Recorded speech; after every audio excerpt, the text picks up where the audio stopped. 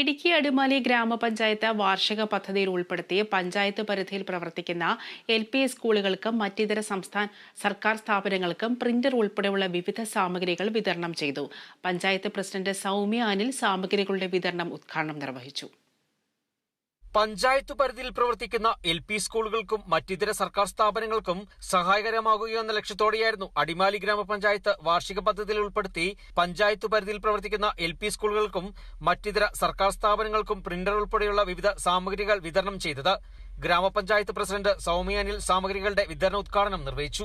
അടിമാലി ഗ്രാമപഞ്ചായത്തിൽ 23-24 സാമ്പത്തിക വർഷത്തിൽ വിവിധ സ്ഥാപനങ്ങൾക്ക് കമ്പ്യൂട്ടർ, പ്രിന്റ് എന്നിവ നൽകാൻ തീരുമാനിച്ചിരുന്നു. അതിന് പ്രകാരം ഇന്ന് ഇവിടെ വെച്ച് കൃഷി ഓഫീസ്, അതുപോലെ തന്നെ പെട്ടിമുടി സ്കൂൾ, ചില്ലിത്തോട് LP സ്കൂളുകൾക്ക് പ്രിന്റ് നൽകാൻ സാധിച്ചു.